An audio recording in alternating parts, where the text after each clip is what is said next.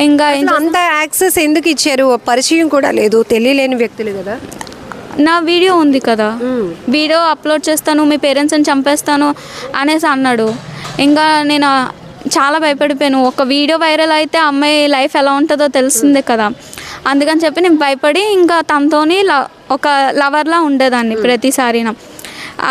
Only కాల్స్లోని లవర్లా మాట్లాడేవాడు, కానీ తన దగ్గరికి వెళ్ళినప్పుడు మాత్రం అసలు ఒరిజినాలిటీ మనీ కోసం ఇంకా బాడీ కోసం చాలా కొట్టేవాడు. ఇంకా వాళ్ళ పరవాడలోని ఒక రూమ్ ఉంటుంది వాళ్ళది, అబ్బాయి తీసుకున్నాడు.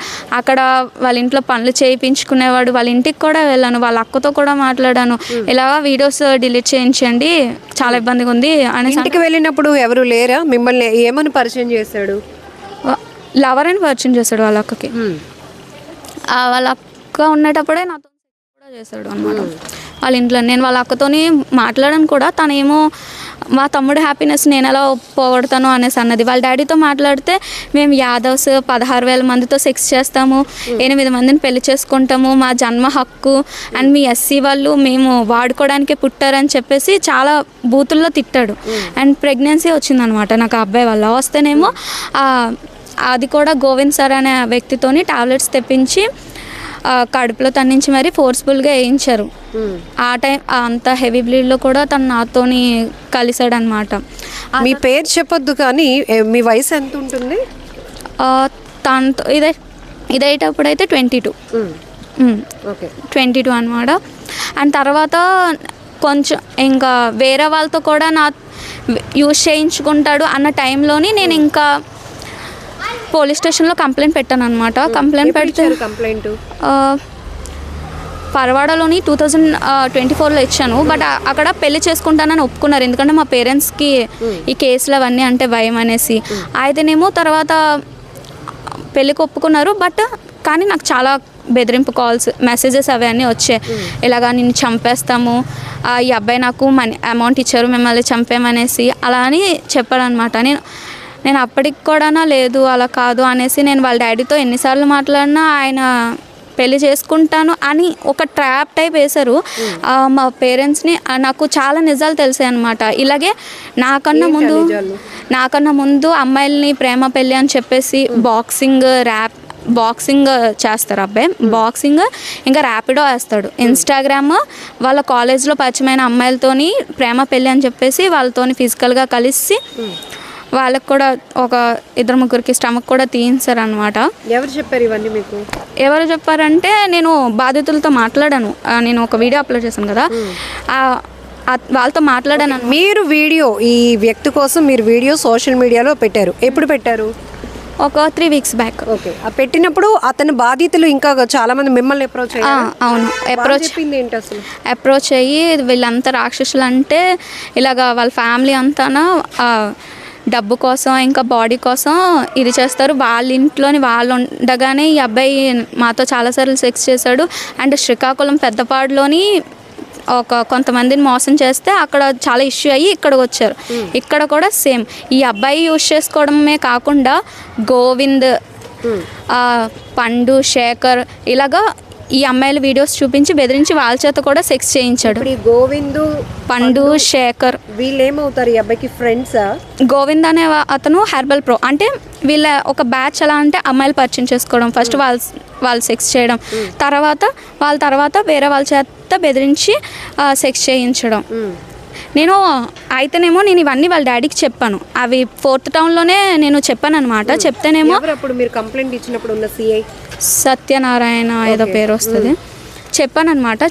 వీడియోస్ డిలీట్ చేయించండి, పెళ్లి చేసుకుంటా ఏదో అయిపోయింది కదా, ఈ అబ్బాయిని నాతో పంపించండి, మేము చూసుకున్నామంటే వాళ్ళ డాడీ ఎక్కడ వాళ్ళ బిజినెస్, ఇలా అమ్మాయిలది వాళ్ళ వల్లే కదా అమౌంట్ వస్తుంది, ఎక్కడ పోతుంది అని చెప్పేసి నాది రోజు నేను పోలీస్ స్టేషన్కి వచ్చి ఏం మాట్లాడుతున్నానో అవన్నీ వీడియోస్ ఇది చేశారు. బిజినెస్ పోవడం అంటే దీన్ని ఒక వ్యాపారంగా మార్చుకున్నారు ఆ ఫ్యామిలీ? అవును, అమ్మాయిలతో వ్యాపారం చేయడం అంతే. అమ్మాయిల దగ్గర డబ్బులు తీసుకోవడం, బాడీ పరంగా యూజ్ చేసుకోవడం అలాంటివి చేస్తారు వాళ్ళ ఫ్యామిలీ. ఇప్పుడు మీరు సోషల్ మీడియాలో మీకు జరిగిన అన్యాయం గురించి ఆ వ్యక్తిని బయటికి రావాలి, ఎందుకంటే చాలామంది బాధితులు ఉన్నారు. మరి మీరందరూ కలిపి ఎందుకు ఒకేసారి కంప్లైంట్ ఇవ్వడానికి ముందు రావాలి? నేను వేరే అమ్మాయిలతో మాట్లాడినప్పుడు ఏమైందంటే వాళ్ళకి పెళ్ళిళ్ళు అయిపోయాయి, ఇంకొంతమందికి పెళ్ళిళ్ళు కావాలి. వాళ్ళు ఏమంటే పరువు ఇంకా చాలా ఉంటాయి కదా అమ్మాయిల విషయంలోని.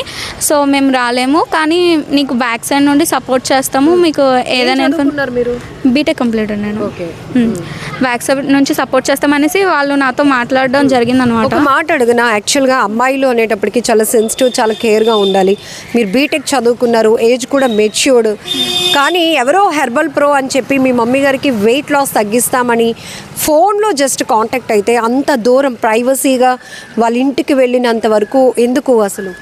యాక్చువల్లీ తను నాకు ముందే పరిచయం ఇన్స్టాగ్రామ్లో, బట్ నేను అప్పుడు అంతగా పట్టించుకోలేదు. బట్ మీ మమ్మీకి హెర్బల్ దీనికోసం వాళ్ళు చెప్పక ముందు మీకు ఇన్స్టాలో అబ్బాయి పరిచయమా? అబ్బాయి పరిచయం. ఓకే పరిచయం అనమాట. నేను అంతగా పట్టించుకోలేదు. ఆ తర్వాత ఎప్పుడైతే తన నంబర్ ఇది చేశాడో, నువ్వు అంటే ప్రతి అమ్మాయితో ఎలా పులిహోర కలుపుతాడో నువ్వు దేవతవి అలా అనుకొని ఏవేవో ఇంకా మాటలు చెప్పి వాళ్ళ పేరెంట్స్తోని మాట్లాడించాడు. అంటే నేను స్టార్టింగ్ వెళ్ళిపోలేదు, నాకు వాళ్ళ పేరెంట్స్తో మాట్లాడించాడు, వాళ్ళ అక్కతో మాట్లాడాను. అప్పుడు నమ్మకం వచ్చిన తర్వాతే నేను వాళ్ళ ఇంటికి వెళ్ళాను అనమాట. కానీ నాకు అంటే వాళ్ళ సైడ్ కూడా ఒక అక్క ఉంది, అమ్మ ఉంది, అలాంటివి అవుతాయని తెలియదు కదా. ఉన్నారు కదా అని చెప్పేసి నేను ధైర్యంగా ఫ్యామిలీకే కదా అని చెప్పి వెళ్ళాను. బట్ అలా అవుతుందని నేను అనుకోలేదు. ఇప్పుడు వాళ్ళు ఏమంటున్నారంటే నేనే ఇంకా వాళ్ళ మీద ఫేక్ ఎలిగెన్సీస్ వేస్తున్నాను, మనీ కోసం డిమాండ్ చేస్తున్నాను. ఆ అబ్బాయి నా దగ్గర చాలాసార్లు కొట్టి మరీ హ్యాండ్ క్యాష్ తీసుకున్నాడు, చాలాసార్లు ఆన్లైన్ పేమెంట్ వాళ్ళ ఇంట్లో టిఫిన్స్కి అట్లకి అన్నిటికీ నన్నే యూజ్ చేసుకొని పని మనిషి కింద యూజ్ చేసుకున్నారు. నేను వాళ్ళని మనీ డిమాండ్ చేస్తున్నాను అంటున్నారు. ఇప్పుడు పెళ్ళి కాకుండా ఆ అబ్బాయి వల్ల మీరు ప్రెగ్నెన్సీ అయినట్టు మీకు ఎప్పుడు తెలిసింది? అక్టోబర్లో. అప్పుడు వాళ్ళ ఫ్యామిలీకి చెప్పారా ఈ విషయాన్ని? యాక్చువల్లీ వాళ్ళ ఫ్యామిలీకి అంతా తెలుసు. వాళ్ళ ఫ్యామిలీకి ఈ అబ్బాయి ఏమైనా గోకుతున్నాడో, ఏమైతే తిరుగుతున్నాడో, ఏమైనా ట్రాప్ చేస్తున్నాడో అన్నీ తెలుసు వాళ్ళ ఫ్యామిలీకి. వాళ్ళ ఫ్యామిలీకి తెలుసు. అండ్ నేను కూడా వాళ్ళ అక్కతో మాట్లాడాను కూడా. ఏ రకమైన టార్చర్ అంటే పెళ్లి చేసుకుందాము అని మీరు ప్రెజర్ తెచ్చినప్పుడు దానికి టార్చరా, లేకపోతే మీరు ప్రెగ్నెంట్ అని తెలిసిన తర్వాత టార్చరా, ఇంకా మీ మీద థ్రెట్ కూడా ఏదో ఉంది, సుపారీ ఇచ్చి మిమ్మల్ని చంపించాలి అనుకున్నాడు అని మీరు చెప్తున్నారు, ఏంటది అసలు? యాక్చువల్లీ తను కాల్లోని ప్రేమగా అంటే నేనే పిలిచినట్టు, అక్కడ ఎలా అంటే నెక్స్ట్ టైము నువ్వే నన్ను పిలిచినట్టు కాల్లో మాట్లాడు అంటే నేను పిలిచినట్టు అలా మాట్లాడమంటాడు. కానీ ఆ అబ్బాయే పిలుస్తాడు అనమాట. ఆ అబ్బాయి పిలిచి అక్కడికి వెళ్ళిన తర్వాత నాకు చాలా పీరియడ్స్, నేను అసలు ఏం ఉండలేను, వెళ్ళిపోతాను అలా అన్నా సరే పక్కాగా తనతో శారీరకంగా కలిగే ముందు కొట్టడం, కడుపులో తన్నడం, కర్రలతో కొట్టడం అవన్నీ చేస్తాడు. అండ్ తర్వాత ప్రెగ్నెన్సీ టైంలో కూడా నాకు కడుపులో చాలా దారుణంగా తన్నాడు అనమాట. అవును, ఎవరో తెలియలేని వ్యక్తిలో అంత పెయిన్ ఎందుకు? పోలీసులు మీరు అప్రోచ్ అవ్వచ్చు కదా. పోలీసుల్ని అప్రోచ్ అవ్వడానికి నేను ఎవరితో చెప్పడానికి కావదు, నా ఫోన్ అంతా హ్యాక్లోనే ఉంది. అండ్ తర్వాత నా దగ్గర చాలా ప్రూఫ్స్ అనేవి ఉండేవి, ఈ అబ్బాయి కొంతమందితో చాట్ చేసినవి. అండ్ తర్వాత ఈ అబ్బాయి నా విషయంలో చేసిన ఆ ప్రూఫ్స్ అని ఏంటంటే నా ఫోన్ లాక్కొని కొట్టేసి అవన్నీ రీసెట్ చేస్తాడు. నా మెయిల్లో దాచుకున్న ప్రూఫ్స్తో సహా అన్నీ ఇది చేస్తారు. నేను ఏమని పోలీసుల దగ్గరికి వెళ్ళాలి? నాకు ఎటువంటి న్యాయం ఇప్పుడు కూడా పోలీసుల దగ్గర నేను ఫేక్ ఎలిగెన్సీ వేస్తున్నాను అనేసి నా దగ్గర గట్టి ప్రూఫ్స్ ఉండేవి, అవన్నీ డిలీట్ చేయడం వల్ల ఇప్పుడు ఇలా మీడియా ముందుకు వచ్చాను. ఇప్పుడు ఆ అబ్బాయి మిమ్మల్ని చంపించాలి అనుకునే ప్లాన్ కూడా వేశాడు అంటున్నారు. ఇది ఎవరైనా థర్డ్ పర్సన్ మీకు చెప్పారా? ఏం జరిగింది అసలు? నైట్ 12:30 అలాగా ఒక అతను నాకు మెసేజ్ చేశాడు, చాలా వల్గర్ లాంగ్వేజ్లో తిట్టి, ఇలాగ నువ్వు మా బావని ఫేక్ రూమర్స్ చేస్తున్నావంట, సో వాడు నీకు చంపమని 20,000 ఇచ్చాడు, సో మేము చంపేస్తాము అనేసి నాకు చాలా తప్పుగా మాట్లాడారు. అది. సో ఇప్పుడు చాలా మంది బాధితులు ఉన్నారు అంటారు. మీకు లాగానే చాలా మంది బాధితుల యొక్క నూడ్ ఫొటోస్, వీడియోలు కూడా ఉన్నాయి అబ్బాయి దగ్గర? ఉన్నాయి, నేను చూసాను తన ఫోన్లోని.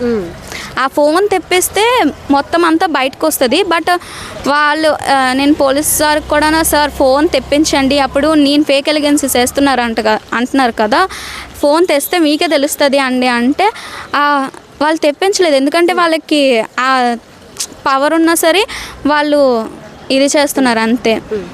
ఇప్పుడు నేను కొన్ని ఆడియో రికార్డ్స్ విన్నాను. అందులో మీ మీద చాలా అమితమైన ప్రేమ ఉన్నట్టు, పిచ్చిదానా నేను చెప్పింది ముందు విను, నువ్వెందుకు అలా నన్ను అనుమానిస్తున్నావు, ఎందుకు మీ అమ్మ వాళ్ళని మీ అక్క వాళ్ళని అందరిని ఇన్వాల్వ్ చేస్తున్నావు, ఒకవేళ పోలీసులు కౌన్సిలింగ్ నువ్వు కేసు పెట్టడానికి పోలీస్ స్టేషన్కి వెళ్ళినా కంప్లైంట్ ఇచ్చినా అక్కడ పోలీసుల ముందు నీ మెడలో తాళి కట్టాలన్నా నేను కట్టేస్తాను అంటున్నాడు. ఇవన్నీ ఎందుకు మీరు నమ్మట్లేదా? ఇవన్నీ ఫేక్ నమ్మించాలనే